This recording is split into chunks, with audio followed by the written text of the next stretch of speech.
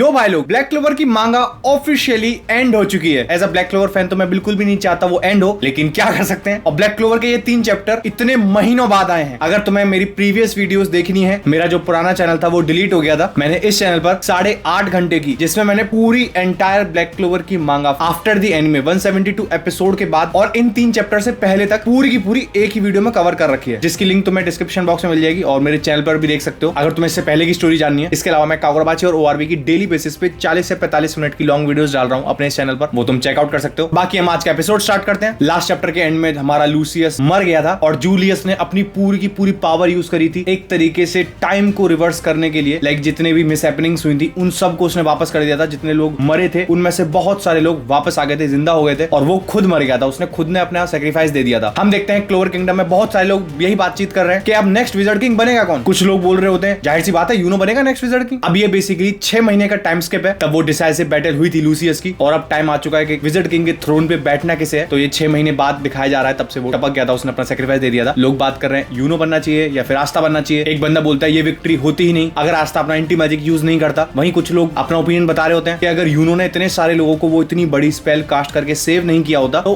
तब तक आस्था आया था, उसने बचाया, तब तक तो हम सब मर चुके होते। स्ट्रेंथ, कंपोजर और प्रेस्टीज यूनो एकदम अनमैच्ड है। जिसमें एक बंदा बोलता है आस्था ने जो वर्ड्स बोले थे उन वर्ड्स ने मेरे दिल को टच किया है इन डेप्थ में। और हम देखते हैं हमारे यामी को, यामी अपनी बहन के साथ है, साइड में ही फिनरल है, वहां लोग बातचीत कर रहे हैं, यहाँ ये तीनों बैठे हुए हैं। और एक पॉइंट की बात, यामी के शोल्डर पे तुम देख सकते हो एक डेविल बैठा हुआ है, एड्रम। मतलब यामी और एड्रम के साथ उनका जो डेविल यूनियन है वो पैक्ट इतना सॉलिड हो चुका है कि ये दोनों साथ में घूम रहे हैं। खैर यामी बोलता है स्क्वाड कैप्टन्स भी डिबेट कर रहे हैं कि उन्हें किसे रिकमेंड करना चाहिए, क्योंकि बहुत सारे कैप्टन्स और वांजन्स लड़ रहे हैं एक दूसरे से, क्योंकि वांजन्स बोल रहा है यूनो बनेगा, बाकी सारे बोल रहे हैं आस्था बनेगा। हम ब्लैक बुल्स को देखते हैं, काइजर को देखते हैं, और यामी बोलता है इन दी एंड सब लोगों ने एक ही सजेशन को एक्सेप्ट किया। एक काम करते हैं इन दोनों का डुअल ही करा देते हैं, इन दोनों को ही आपस में लड़ा देते हैं, और जो भी बंदा इन दोनों की फाइट में जीतेगा वही बनेगा मैजिक एम्परर। तो ये जो लोग बात कर रहे हैं और यहाँ हमारा यामी बैठ के सिप मार रहा है ना, ये सारे लोग एक स्क्रीन के सामने बैठे हुए हैं। वही स्क्रीन हमारा मार्क्स अपनी पावर यूज करके दिखा रहा है जहां पे बैटल हो रही है बेसिकली हमारे आस्था और यूनो की। और यामी बोलता है कोई भी ऑब्जेक्शन नहीं होगा, जो भी जीते, चाहे आस्था जीते चाहे यूनो जीते, जो भी जीतेगा बिना ऑब्जेक्शन के उसे विजार्ड किंग बना दिया जाएगा। और इन दोनों की एज सेम है, तो जो भी बनेगा वो यंगेस्ट मैजिक एम्परर होगा इन हिस्ट्री। हम देखते हैं ये दोनों एक प्लेन ग्राउंड पे खड़े हुए हैं बहुत दूर क्लोवर किंगडम से, और हम ये इतना प्यारा पैनल देखते हैं, प्रॉपर स्प्रेड आउट पैनल। एक तरफ हमारा आस्था खड़ा हुआ है, एक तरफ हमारा यूनो खड़ा हुआ है। आस्था की वो सारी मेमोरीज अभी तक की हमारी मांगा में, आस्था की पूरी जर्नी, डेविल यूनियन, मोड सीखा उसने, लूसियस के अगेंस्ट किया, खुद मरा, जिंदा हुआ, इतनी सारी चीजें, इतनी सारी मेमोरीज उसकी। वहीं सामने यूनो के अंदर भी इतनी सारी मेमोरीज, तब जेनो ने सब कुछ उड़ा दिया था। और इन दोनों की वो जो राइवलरी है वो इतने टाइम से जो चली आ रही है, उसके फ्लैशबैक्स आ रहे होते हैं इन दोनों को। दोनों अपनी अपनी आंखें बंद करते हैं, वो सारी की सारी मेमोरीज को याद करते हैं, और दोनों एक साथ बोलते हैं अब डिसाइड करते हैं विजार्ड किंग बनेगा कौन। याद है चैप्टर 1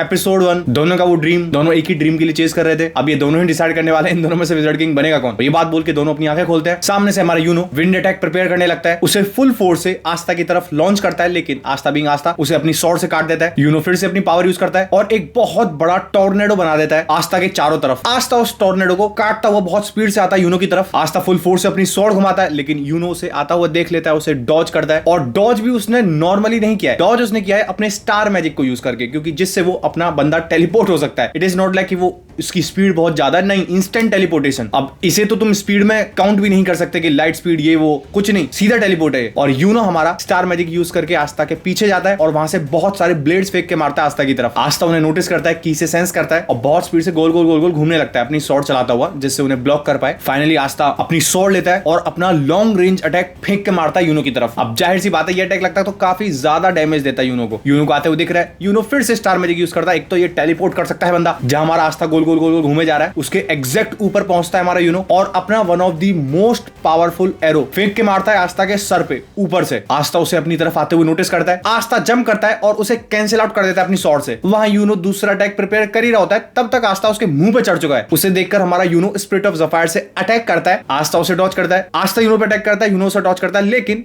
इस बार अटैक का इंपैक्ट इतना बड़ा होता है, जिस प्लेन पर जिस एरिया पे दोनों लड़ रहे थे ना, वो पूरा एरिया ही डिस्ट्रॉय हो जाता है। आसपास बहुत सारा पत्थर उड़ने लगता है और और दोनों एक साथ एक दूसरे की तरफ आते हैं और हम ये इतना क्रेजी पैनल जिसका सीरियसली भाई इतने टाइम से इतने अरसों से वेट कर रहा हूं मैं, एक तरफ आस्था एक तरफ यूनो, दोनों अपनी फुल पावर्स यूज कर रहे हैं एट दिस मोमेंट और दोनों ने एक दूसरे का अटैक ब्लॉक कर रखा है और बहुत क्लोज है ये दोनों एक दूसरे के। इधर से अपना यूनो माना यूज किया जा रहा है और ज्यादा बढ़ाया जा रहा है उसे आस्था को निगेट करने के लिए, पीछे पुश करने के लिए। आस्था इधर से एंटी मैजिक यूज किया जा रहा है। ये सब इनकी पूरी बैटल होता हुआ वो स्क्रीन पे तो देख ही रहे हैं सारे के सारे, पूरा का पूरा क्लोवर किंगडम देख रहा है क्योंकि डिसाइसिव बैटल है ना, इसी में तो पता चलेगा कि कौन होगा विज़ार्ड किंग। सारे लोग देख रहे होते हैं। वहां हमारे फिगोलियन का छोटा भाई एक बहुत ही लेजिटिमेट क्वेश्चन पूछता है जो तुम्हारे दिमाग में भी एट दिस मोमेंट आ रहा होगा कि आस्था के पास है एंटी मैजिक, अगर आस्था ने स्वॉर्ड यूज करी है और यूनो ने उसे ब्लॉक कर रखा है तो कैसे ब्लॉक कर रखा है? आस्था की स्वॉर्ड मतलब निगेट खत्म कर देती है, एग्जिस्टेंस से ही गायब कर देती है मैजिक को। तो जैसे ही वो टच कर रही है वो खत्म क्यों नहीं कर रही है उसकी स्वॉर्ड को और वो यूनो पे लग क्यों नहीं रही है स्वॉर्ड? सेम बात फिगोलियन का भाई पूछता है कि यूनो आस्था की इस एंटी मैजिक स्वॉर्ड के सामने स्टैंड कैसे कर पा रहा है, उसे ब्लॉक कैसे कर पा रहा है, उसका मैजिक इरेज क्यों नहीं हो रहा है? अभी तक हमने यही देखा ना, सारे के सारे डेविल जो भी आता है वो ऐसे गायब हो जाता है जस्ट आस्था की स्वॉर्ड के कॉन्टेक्ट से। यहाँ यूनो सामने खड़ा हुआ है क्योंकि यूनो ने जो स्वॉर्ड एट दिस मूवमेंट अपने हाथ में होल्ड कर रखी है वो मैनिफेस्टेशन है उसके मैजिक का, जिसमें फिगोलियन बोलता है कि यूनो अपनी स्वॉर्ड के अंदर एक एंडलेस सप्लाई यूज कर रहा है, एक अल्ट्रा डेंस मैजिक पावर का। मतलब सिंपल भाषा में समझाऊं तो एक स्वॉर्ड है यूनो के पास, उसमें उसने माना यूज कर रखा है। अभी आस्था की स्वॉर्ड आई उस पर लगी, वो कैंसिल आउट हो जाना चाहिए क्योंकि वो एंटी मैजिक है, लेकिन ये स्वॉर्ड में नॉन स्टॉप माना बढ़ाता जा रहा है अंदर से। It is like multi layers बनती जा रही है, जैसे एक लेयर को कट करती है, जैसे एक लेयर को इरेज करती है उसकी स्वॉर्ड, वो दूसरी लेयर निकल के आ जाती है। वो एक एंडलेस सप्लाई है माना का, वो भी अल्ट्रा डेंस फॉर्म के अंदर। इट इज लाइक बहुत सारी लेयर्स बन चुकी हैं, इसीलिए इसकी स्वॉर्ड होल्ड कर पा रही है, सिर्फ होल्ड कर पा रही है। इट इज नॉट लाइक वो प्रॉपर बैटल कर रहा है, उससे सिर्फ होल्ड कर पा रही है क्योंकि जिस फोर्स से हमारा आस्था एंटी मैजिक को फ्लो कर रहा है अपनी स्वॉर्ड में से, क्योंकि आस्था को एंटी मैजिक भी तो फ्लो करना पड़ेगा ना, तभी तो वो दूसरी तरफ पहुंचेगा। वो फ्लो कम है और हमारे यूनो का अल्ट्रा डेंस मैजिक पावर का सप्लाई वो ज्यादा है, इसीलिए वो होल्ड कर पा रहा है। अगर बैलेंस भी होता ना, अगर हमारे आस्था का एंटी मैजिक सप्लाई बैलेंस होता तो वो निगेट हो जाता। अगर और ज्यादा पावरफुल होता फिर तो कोई बात ही नहीं है, फिर तो यही निगेट हो जाता, यही खत्म हो जाता यूनो। मैं कह रहा हूं अगर बैलेंस भी होती ना इन दोनों की पावर मतलब इन दोनों का सप्लाई बैलेंस होता तब भी निगेट हो जाता। लेकिन eight this moment anti magic का जो सप्लाई कर रहा है हमारा आस्था वो कम है, इसीलिए थोड़ा सा बैलेंस हो पा रहा है। मैरी लूना भी उसे देख रही होती है, the most GOATed character of black clover. हम बैटलफील्ड में पहुंचते हैं, बहुत बड़ा क्लैश होता है। इधर हमारा आस्था उड़ा हुआ जाता है पीछे, इधर हमारा यूनो उड़ा हुआ जाता है पीछे। यूनो बहुत सारे स्टार्स बुलाता है और अपना स्टार मैजिक अटैक करता है, बहुत सारी रेज निकलती हैं। हाँ, ये वही मैजिक है जिससे इसने इतने सारे डेविल्स से लड़ाई करी है और ये इतनी सारी स्पेल्स सिर्फ और सिर्फ हमारे आस्था पर ही कास्ट कर रहा है एट दिस मोमेंट। तो इतनी सारी रेज निकलती हैं इसके अलग अलग स्टार्स में से आस्था की तरफ, जिन्हें हमारा आस्था डॉज कर रहा है, बहुत स्पीड से ब्लॉक करते हुए निकल रहा है उनमें से। हमारा कैप्टन जैक भी देख रहा है। अब इसकी जब डेथ हुई थी ना मांगा के अंदर, वन ऑफ दी सैडेस्ट और one of the most impactful deaths में से एक थी, लेकिन अभी एट दिस मोमेंट ऑब्वियसली बात है हमारे जूलियस की पावर की वजह से ये भाई साहब भी यहाँ पे जिंदा है। और जैक द रिपर इन दोनों की बैटल को देखते हुए बोलता है एक बंदा इतनी ज्यादा ओवरवेलमिंग मैजिकल पावर यूज कर रहा है, वहीं दूसरी तरफ क्योंकि अगर तुम्हें अभी तक नहीं पता चला है इतनी पूरी महंगा पढ़ने के बाद, आस्था सेंस ही नहीं कर सकता है मैजिक को, वो सिर्फ और सिर्फ मैजिकल इंट्यूशंस पर चल रहा है। मतलब ये जो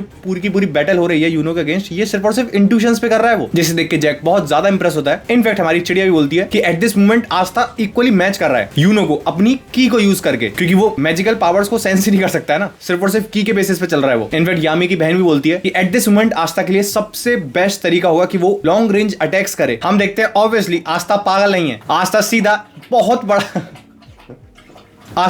बहुत बड़ा लॉन्ग रेंज अटैक करता है यूनो की तरफ। ये जो इतनी सारी स्टार से रे ऑफ बीम निकल रही थी आस्था की तरफ, वो सारी बीम्स को काटता हुआ वो लॉन्ग रेंज अटैक सीधा यूनो की तरफ आता है। यूनो ऑब्वियसली फिर से अपना स्टार मैजिक यूज करता है उसे दूर जाने के लिए, लेकिन वो तो उसके पीछे ही बढ़ चुका है, वो फिर से डिस्प्लेस करता है अपने आप को। और हम देखते हैं जो इतना ज्यादा डिस्ट्रक्शन मचा रखा था यूनो ने, वो सब आस्था ने एक सिंगल अटैक में डिस्ट्रॉय कर दिया है। अब वो डिस्ट्रॉय हुआ है, इसका मतलब ये तो है नहीं आसपास का जो जमीन है, जो एरिया है वो सब बच गया होगा, नहीं। जो प्लेन था वो तो डिस्ट्रॉय हो ही चुका है, जो आसपास का एरिया भी था वो सब उड़ चुका है, जिसमें हमारे मिस्टर आइज ये सोच रहे होते हैं कि एट दिस मोमेंट यूनो जिंदा ही है क्योंकि वो अपनी पोजीशन को डिस्प्लेस कर रहा है स्टार्स के बीच में और सेम टाइम पे अटैक कर रहा है, जिससे आस्था के साथ कंपीट कर पाए। तो इस तरीके से यूनो की एनर्जी कब तक लास्ट करेगी, कितनी देर तक ही डिस्प्लेस कर लेगा ना वो, कभी तो इसका माना रिजर्व कम होगा। इनफैक्ट जोरा भी यही बात सोच रहा होता है कि जो एंटी मैजिक हमारा आस्था यूज किया जा रहा है वो चीज उसकी बॉडी पे भी टोल डाल रही है। मतलब दोनों ही एकदम एक्सट्रीम पे पुश कर रहे हैं अपने आप को। हम देखते हैं ये दोनों लड़ते हुए वहां से काफी दूर आ चुके हैं, काफी एरिया डिस्ट्रॉय करते हुए आ रहे हैं दोनों। जाहिर सी बात है ना, ये दोनों कुछ ज्यादा ही पावरफुल हो चुके हैं इस पॉइंट ऑफ टाइम पर। हम देखते हैं आस्था अटैक करता है, यूनो टेलीपोर्ट हो जाता है, यूनो टेलीपोर्ट करता है, फिर अटैक करता है आस्था की तरफ, आस्था उसे ब्लॉक करके फिर से अटैक करता है, यूनो फिर से टेलीपोर्ट हो जाता है। यही हुए जा रहा है, मतलब वो भागे जा रहा है इधर से उधर दूसरी जगहों पे। आस्था इज लाइक ऐसे तो नहीं चलेगा, कब तक भागेगा। आस्था अपनी डीमन स्लेयर शॉट उठाता है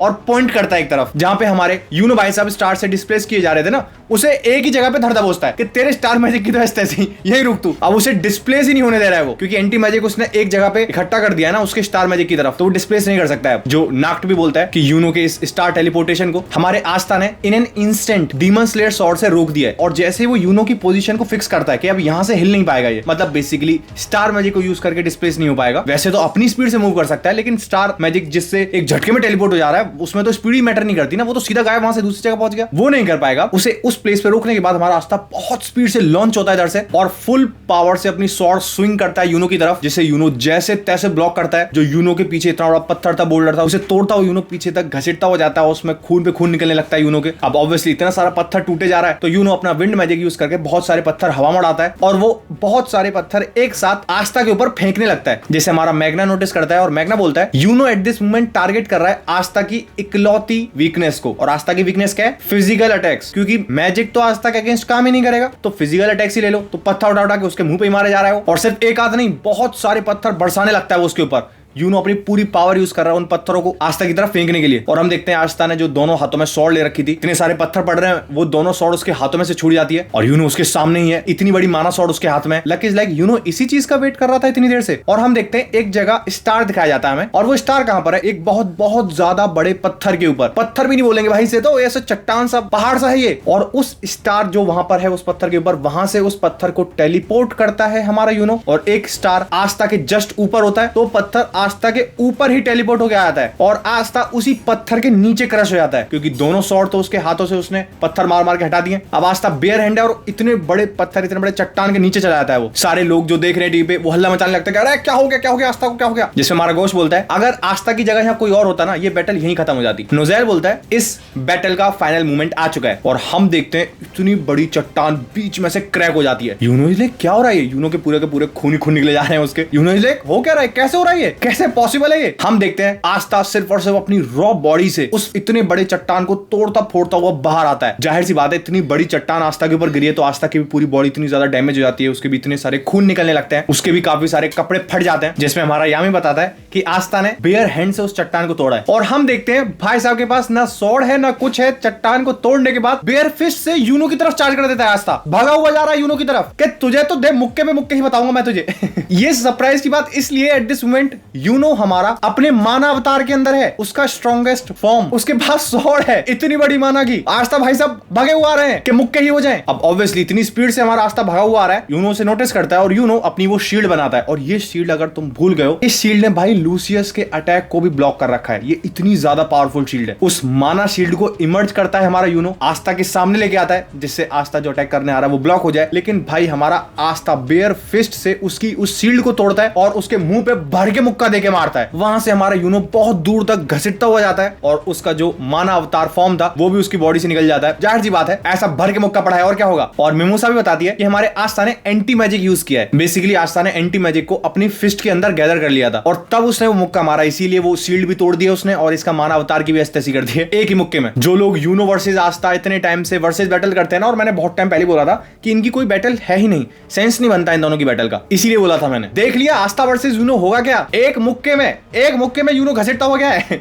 अपनी शील्ड वील्ड के साथ सब कुछ तोड़ दिया आस्था ने। है तो वो भी यूनो ही, इतनी दूर घसीटने के बाद वहां से खड़ा होता है, लेकिन आस्था थोड़ी रुक रहा है, वो खड़ा होकर देखता है सामने से आस्था फिर से भगा हुआ आ रहा है उसकी तरफ। यूनो खड़ा होने के बाद अपनी माना यूज करता है स्वॉर्ड को समन करने के लिए, जिससे वो अटैक कर पाए अपने सफायर को समन करने के लिए, लेकिन कुछ होता ही नहीं है। जिसमें हमारा वंजन्स बताता है कि एट दिस मोमेंट हमारे यूनो की बॉडी के अंदर माना ही नहीं बचा है, क्योंकि जाहिर सी बात है जो इतनी देर से ये कीप अप कर पा रहा था ना एंटी मैजिक अगेंस्ट, उसमें ये बहुत ही ज्यादा स्पीड से अपना माना कंबस्ट किए जा रहा था, इतनी ज्यादा डेंस फॉर्म में ये अपना माना यूज कर रहा था। जाहिर सी बात है इसके जो रिजर्व है माना के वो बहुत ही जल्दी डिप्लीट होंगे। अभी एट दिस मोमेंट यूनो के अंदर माना बचा ही नहीं है। और ये इतनी सरप्राइज की बात है, लूसियस बैटल याद है, इतनी लंबी बैटल चली थी वो, और उस बैटल के अंदर हमारे इसी यूनो ने पूरे के पूरे क्लोर किंगडम में जितने भी लोग थे उन सब के साथ अपना माना इन्फ्यूज किया था, उन्हें बेसिकली और भी ज्यादा स्ट्रॉन्गर बनाया था। इतनी बड़ी स्पेल कास्ट करी थी इसने, तो सोचो इस बंदे के अंदर कितना ज्यादा माना है, और सिर्फ इतनी सी ही बैटल के अंदर इसका माना खत्म हो गया है। ये है पावर आस्था की। लेकिन यूनो बीइंग यूनो अपनी पूरी बॉडी को एकदम एक्सट्रीम पर लेके जाता है वो। इट इज लाइक डू और डाई वाली सिचुएशन हो चुकी है वो, और जितना भी उसके बॉडी के अंदर माना बचा हुआ था वो सबको इकट्ठा करता है और एक स्वॉर्ड बनाता है फाइनली, जिसमें लोग देखकर, रॉयल फैमिलीज देखकर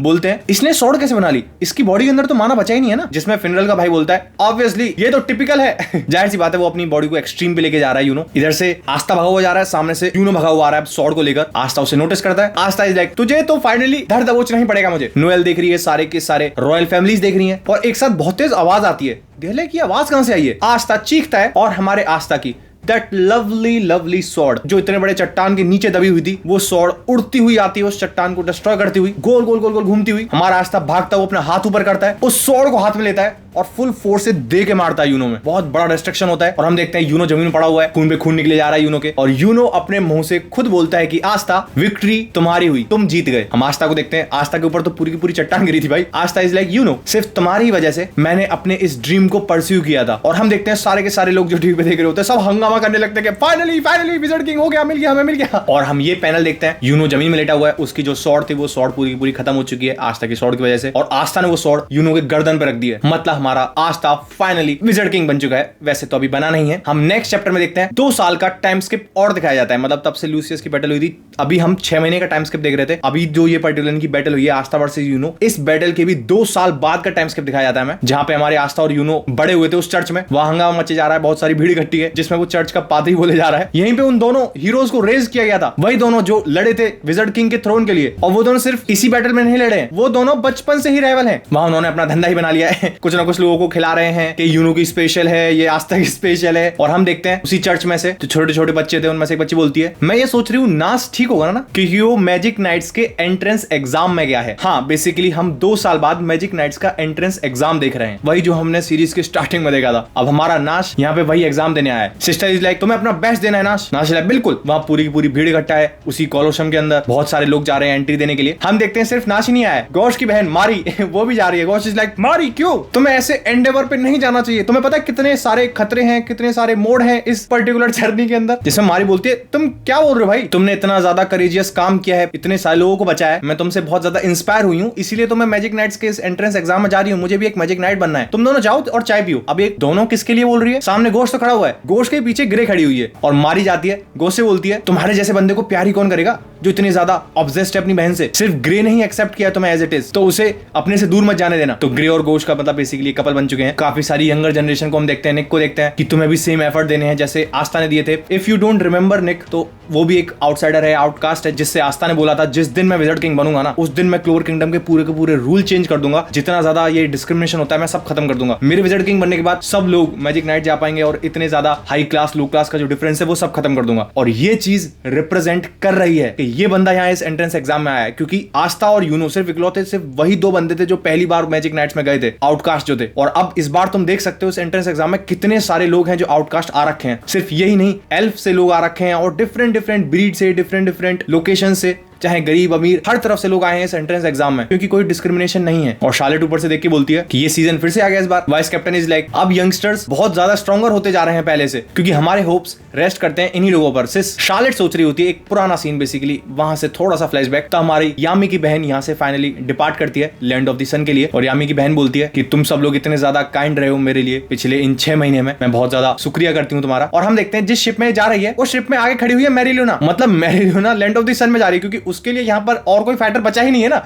जिससे वो बैटल करेगी, वो सबसे स्ट्रॉन्गेस्ट है। आस्था यूनो बच्चे हैं भाई, मैरीलूना इज मैरीलूना। और यामी बोलते हैं अपनी बहन से मैं तुम सब लोगों से बहुत जल्दी मिलूंगा, मेरे रिगार्ड्स भेजना रियो के पास। एक मैजिकल टूल दिखाती है वो जो 10 मैन ने बनाया था। जो भी इस मैजिकल टूल को पहनता है वो किसी भी देश की भाषा को, किसी भी देश की लैंग्वेज को, क्योंकि जाहिर सी बात है हमारे ब्लैक क्लोवर इस वर्ल्ड के अंदर डिफरेंट लैंग्वेजेस हैं, तो हमारे आस्था को लैंड ऑफ सन की लैंग्वेज समझ में कैसे आ रही थी, क्योंकि वो तो क्लोवर किंगडम का है ना। इसी गैजेट की वजह से, इसी टूल की वजह से आस्था इज लाइक क्या मैंने पहन रखा था पूरे टाइम, मुझे ही नहीं पता चला। और यामी की बहन बोलती है शार्लेट से, शार्लेट भाभी हम ये होप करते हैं कि तुम लैंड ऑफ सन में जल्दी आओगी। शार्लेट इज लाइक भाभी ये कब हुआ, हम तो बस डेट कर रहे हैं अभी। जिसमें यामी बोलता है मैं तो फ्यूचर के बारे में सोच रहा हूँ भाई, मतलब बेसिकली ये दोनों इतने टाइम से डेट कर रहे हैं। शार्लेट इज लाइक अच्छा ऐसा है क्या, चलो ठीक है फिर शादी भी करेंगे। मतलब बेसिकली ये दोनों कपल भी कंफर्म हो चुके हैं। और हमारा आस्था बोलता है यामी से कि कांग्रेचुलेशंस तुम दोनों के लिए, क्योंकि यामी और शार्लेट के लिए बोल रहा है वो, कांग्रेचुलेशंस तुम दोनों को, मैं बिल्कुल भी यूज्ड टू नहीं हूँ ब्यूटी और बीस्ट के लिए, तुम्हारी ये जो पेयरिंग है वो थोड़ी ऑफ लग रही है मुझे, थोड़ी मतलब ब्यूटी है एक तरफ बीस्ट है। जिसे सुनकर यामी जाता है आस्था को सर से पकड़ लेता है। यामी बोलता है एक मिनट, तू बीस्ट किसे बोल रहा है, तू किसे बोल रहा है मॉन्स्टर?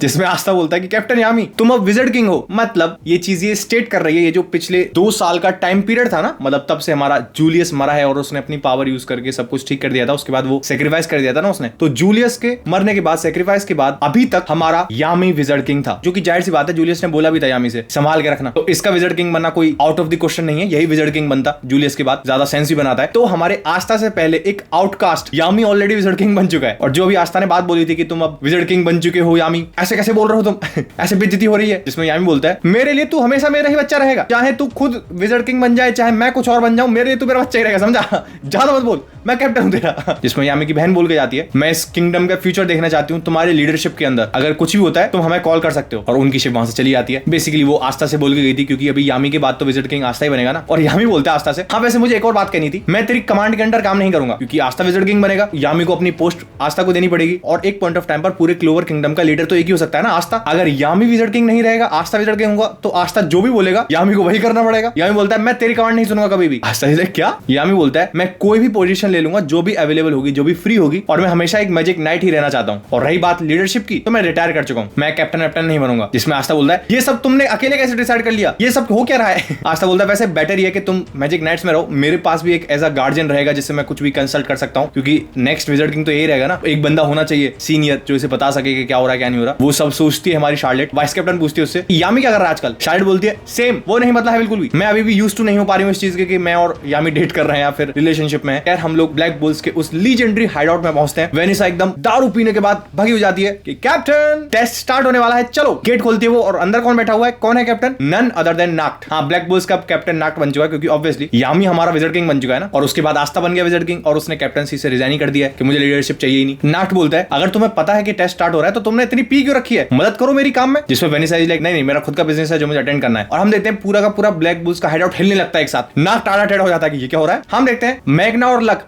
एक दूसरे से लड़े पड़े हैं जो कैजुअली होता ही है हमारे ब्लैक बुल्स के हाइडआउट में। मैग्ना बोलता है क्या तू रेडी है इस बार? लक इज लाइक हाँ बिल्कुल, इस बार हो ही जाए, death to the battle.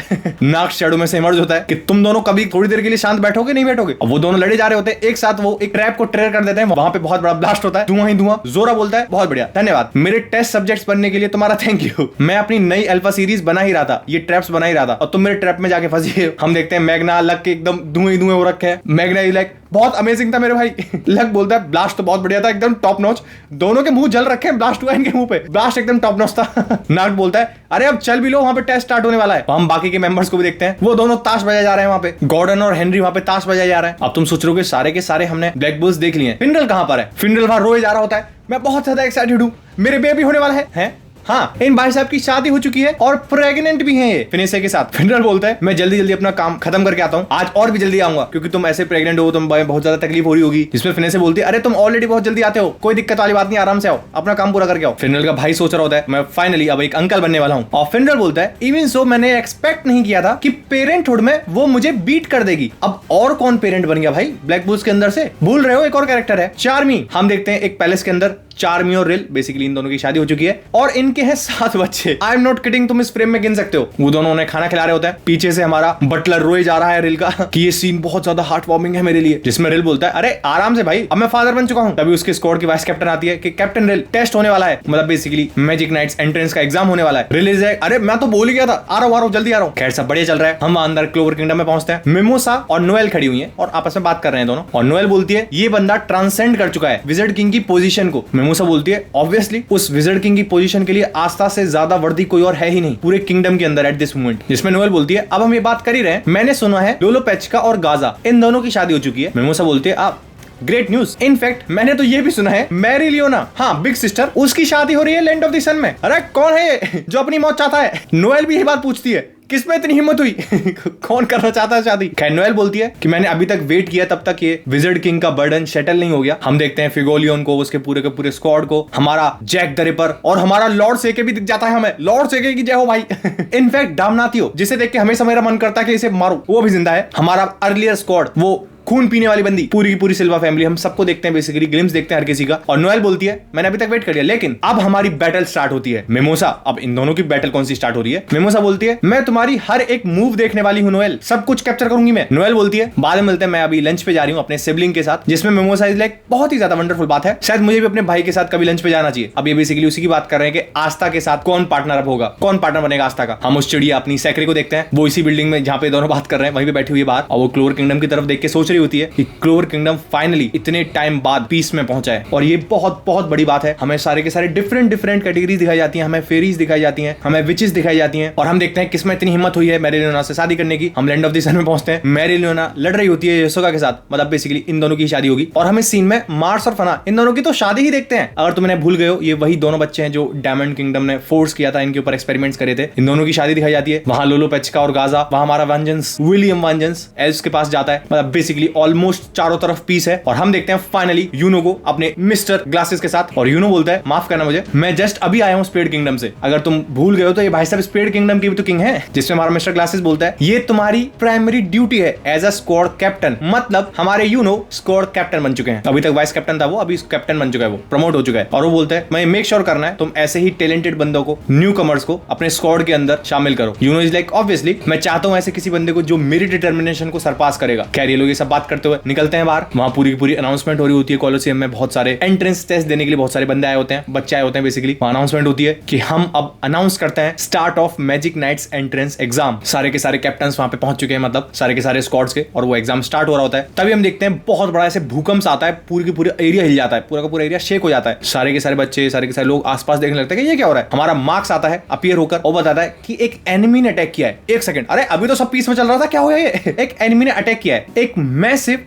Unidentified flying ship, उसने कैपिटल पर अटैक किया है। बेसिकली एलियंस ने अटैक किया है। सब लोग यही बात कर रहे हैं उसे देख के कि ये है क्या, और इसका साइज ही तुम्हें छोटा लग रहा है, इसका साइज बहुत ज्यादा बड़ा है। और मार्क्स बोलता है कि मैजिक एम्परर, बेसिकली हमारा विजार्ड किंग, खुद सीन पर गया है उनसे लड़ने के लिए, मतलब हमारा आज तक गया है वहां पे लड़ने के लिए। जिस अनाउंसमेंट को सुनकर यूनो हमारा स्माइल करता है, नाक से सुनकर क्या होगा पता नहीं, लड़ाई ही चले जा रही है, वॉर पे वॉर चले जा रही है। नोएल इज लाइक वो इडियट सीरियसली गया है वहां पर। और हम देखते हैं सिर्फ वही नहीं गया है, हमारा यामी भगा हुआ जा रहा है, और यामी बोलता है स्पेशल यूनिट मूव आउट। अब इससे अगर तुम नहीं समझे हो, हमारे यामी ने बोला था ना कि मैं लीडरशिप तो छोड़ चुका हूं, मैं विजार्ड किंग के बाद, क्योंकि मैं विजार्ड किंग तो मैं दे दूंगा आज तक, क्योंकि नेक्स्ट विजार्ड किंग वही बनना था। उसके बाद मैं कोई भी मैजिक नाइट में अपनी जगह ले लूंगा जो भी खाली होगी, मैं मैजिक नाइट बनकर रहना चाहता हूं। तो अभी बेसिकली एट दिस मोमेंट हमारे एक तो सारे के सारे मैजिक नाइट्स और ये स्क्वाड्स हैं, यामी की एक स्पेशल यूनिट बना दी गई है जो एक तरीके से गार्डियन के तौर पर भी काम करेंगे विजार्ड किंग के, जितना मुझे लग रहा है। खैर यामी हमारा बोलता है स्पेशल यूनिट मूव आउट, और उस स्पेशल यूनिट में सिर्फ और सिर्फ यामी नहीं है, बहुत सारे लोग एक साथ उस शिप पे लॉन्च होते हैं, उस शिप पे जंप करते हैं। और मैं बोल रहा था ना ये शिप बहुत बड़ी है, यहाँ पे तुम देख सकते हो ये लोग जो जंप कर रहे हैं ना, ये और कुछ नहीं, ये शिप है, और उस शिप का छोटा सा पार्ट है। सोचो ये शिप कितनी बड़ी होगी। इतने सारे लोगों ने जंप किया उस शिप पे अटैक करने के लिए। उस शिप में जो अंदर लोग हैं basically aliens, they are like ये बच्चा क्या कर रहा है यहाँ पर, ये है कौन? और हम देखते हैं पूरा इतने बड़े एरिया में जंप करता है एक बंदा, पूरा का पूरा धुआं उड़ रहा होता है, वो धुआं हटता है, और हमारे आस्था भाई साहब ने 2 स्वॉर्ड पकड़ रखी है। आस्था बोलता है मैं मैजिक एम्परर हूं यहाँ का, बच्चा नहीं हूं कोई, समझे? और इतने कूल, इतने बेहतरीन डिजाइन में हमें दिखाया जाता है। और यही है बेसिकली हमारा फाइनल पैनल हमारे इस एंटायर ब्लैक क्लोवर सीरीज का। अब यहां से बहुत सारी थ्योरीज बनाई जा सकती हैं, क्या कोई स्पिन ऑफ बन सकता है, क्योंकि एक एलियन आ चुका है, एलियन से रिलेटेड बहुत सारे कॉन्सेप्ट बनाए जा सकते हैं। बट आई थिंक ये एक स्वीट स्पॉट होगा यहाँ पे एंड करने के लिए। और एक चीज है जो मेरे को जरूर बोलनी है, इसका एंडिंग से रिलेटेड तुम कुछ भी बात कर सकते हो कि भाई एंडिंग ये खराब होगी वो खराब होगी, लेकिन जो मेन पर्पस था आस्था और यूनो का, ये निकले ही इसलिए थे हमें विजार्ड किंग बनना है, हमें रिफॉर्म्स लेकर आने हैं, और वो रिफॉर्म्स लेकर आया है आस्था। इट इज नॉट लाइक सिर्फ और सिर्फ बोल दिया, नहीं, वो रिफॉर्म लेकर आया है। जो आउटकास्ट थे, आउटलायर्स थे, बहुत ज्यादा गरीब लोग थे, आउटस्कर्ट्स में जो रहते थे, वो लोग भी सेम पोजीशन पे पहुंचा दिए इस बंदे ने। तो बेसिकली जो ड्रीम था वो तो उसने अचीव कर लिया ना। इससे ज्यादा इंपैक्टफुल एंडिंग उस कैरेक्टर के लिए क्या होगी? हाँ, तुम स्टोरी को और ज्यादा डाइवर्ट कर सकते हो, बट एज अ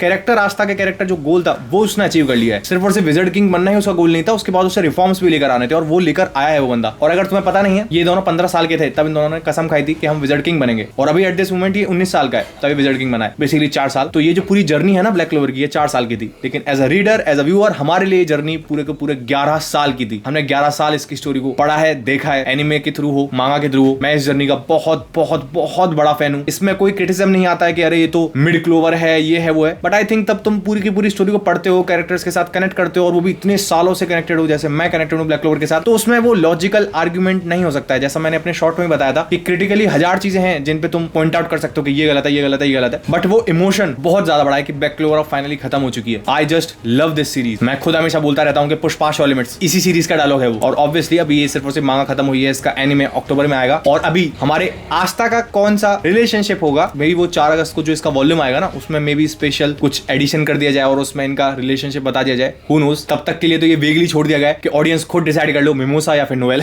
तो तुम्हारे अकॉर्डिंग दोनों में से बेस्ट पार्टनर कौन होगा आस्था का? कमेंट सेक्शन में जरूर बताना। और ये ब्लैक क्लोवर की जर्नी कैसी रही वो भी बताना। From my side thanks a lot to Tabata sensei. बाकी मिलते हैं कल कागुरापाची के नेक्स्ट एपिसोड के अंदर। तब तक के लिए stay healthy, be happy. Gym नहीं जा रहे हो जिम जाओ, डू सम वर्कआउट। जय हिंद।